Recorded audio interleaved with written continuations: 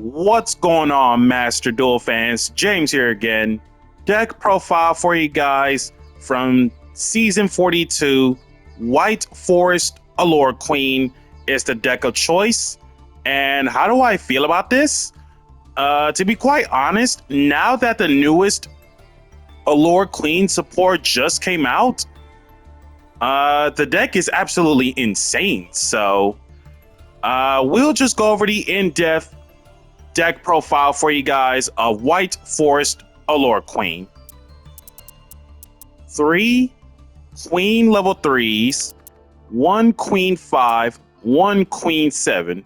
Now, in the early years of Yu-Gi-Oh!, back in Cyberdark Impact, if I recall the TCG set correctly, Allure Queens are a series of level monsters who relies on themselves being relinquished in terms of Queen 3, Queen 5, and Queen 7.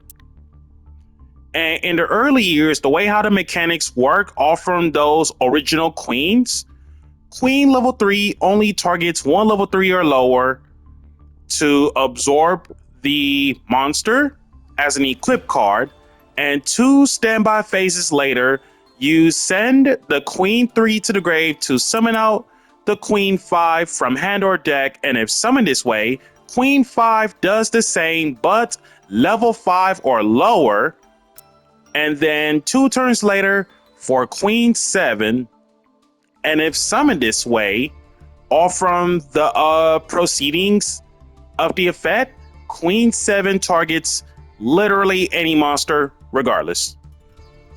And then they all have a battle saving ability, which is if this card will be destroyed by battle, destroy the equipped monster instead.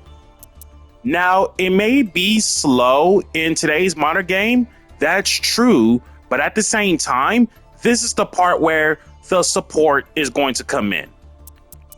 3 Chaos Allure Queens. Now, when it comes to Chaos Allure Queen, you can discard one other light or dark monster, special this card from your hand, and then you can target one monster in either graveyard, equip it to this card as an equip spell, and if you do, not only this card gains that monster's name, which is insane until the end phase, then if you happen to equip a light or dark all from this effect, she lets you special one dark Allure Queen monster from your deck or graveyard. So most cases, it can be any of these original dark Allure Queens, regardless of level of Queen 3, Queen 5, or Queen 7. But if you were to put out Queen 3, Chaos Queen, and Queen 3, that's already one card, Chaos Angel, in a nutshell, which is insane. Now, if we're talking universally on the name change of sorts, Chaos Queen being White Forest name of sorts lets such examples as Rusia being able to free summon from hand because you control a White Forest being Chaos Queen in terms of equipping a White Forest, which is instantaneous synergy, but we'll get to that in quite a bit. So aside from these Queen monsters, then you have the 2 Allure Palace. So spellcasters you control gain 500 stats, nice.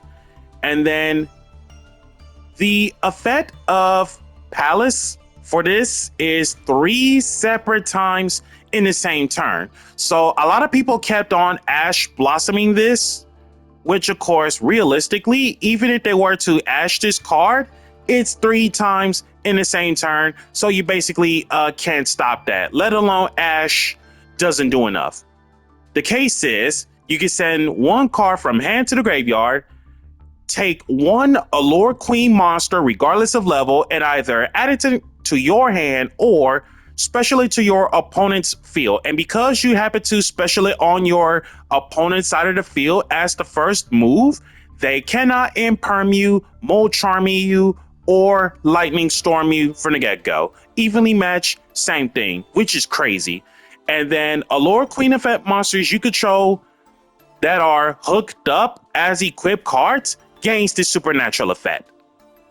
Send the equipped monster to the grave, special 1 spellcaster in general that's 1500 or less attack from your hand or deck. That is a custom effect, also not once a turn. And when it comes to Allure Dance, which of course I play 3, upon activation, it is your tanky of Allure Queen, doesn't matter what level, or Terraforming for Allure Palace from deck to hand. And then each Allure Queen monster you control gains attack equal to the attack of monsters equipped to it, so basically major boost, which is nice. And then you can send 1 other spell trap you control to the graveyard to soul charge as many Allure Queens with different names from your graveyard as possible. Why? Just why? The soul charge effect is once per turn, and the activation in terms of searching is a hard once per turn.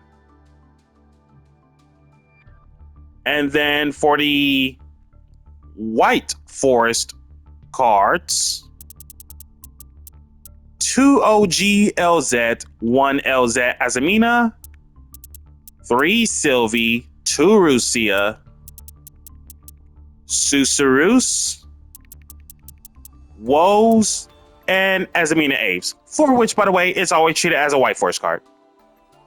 Now, if you're wondering why Susurus being an honorable mention in the White Forest build, first of all, LZ Azamina can outright search this, and second of all, aside from the usual sent to the graveyard because of a monster effect activation to reset button this card, the idea about Susurus, to be specific, is that this card counterplays Bystials. Because if they were to hit the White Forest monsters or Allure Queens, let the banish effect happen, and then somewhere in the same main or battle phase, because it's quick play, you can just go Susurus, return 1 of your illusion or spellcasters to bring back 1 of the spellcaster or illusions from the grave, or banish, which is insane. Again, counterplays Bystials.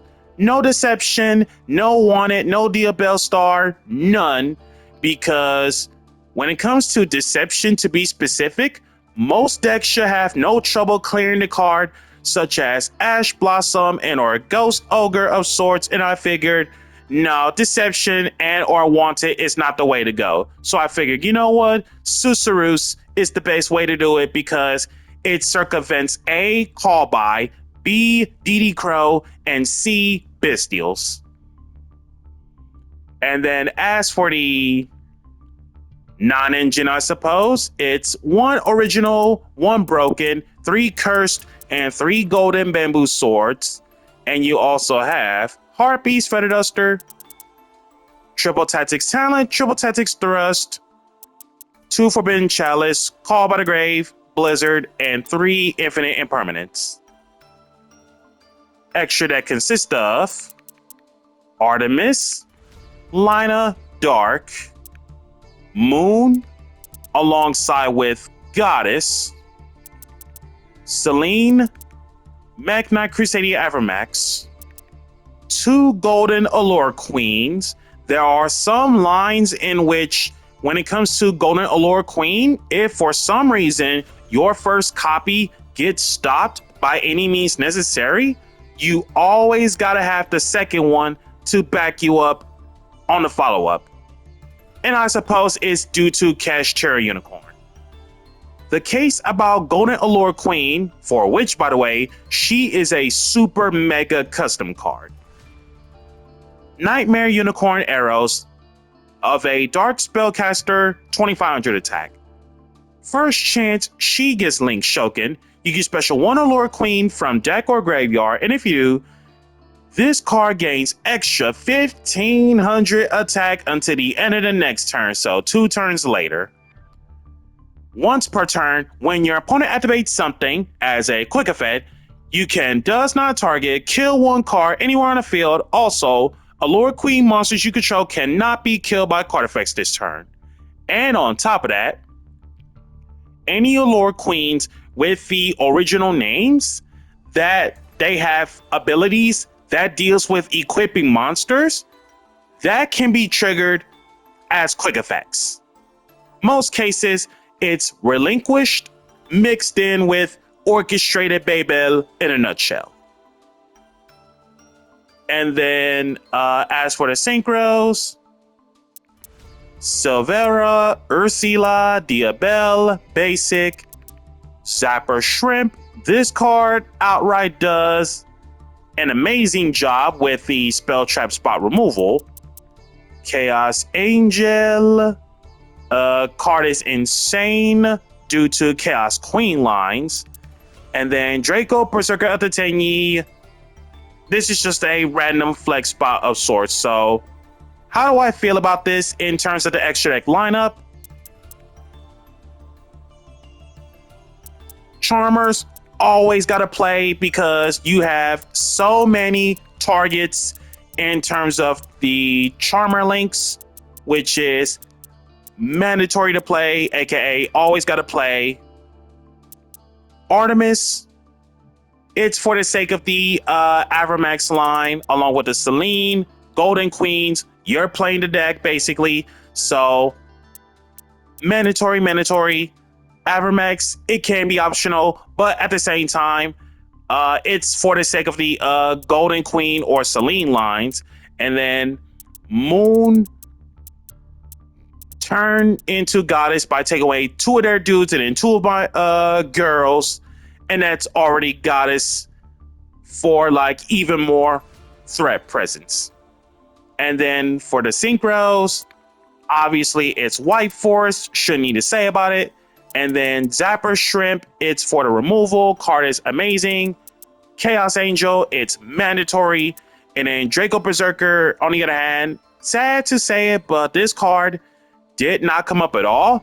But if there was ever a replacement for that matter, realistically, any generic 8 synchro would do.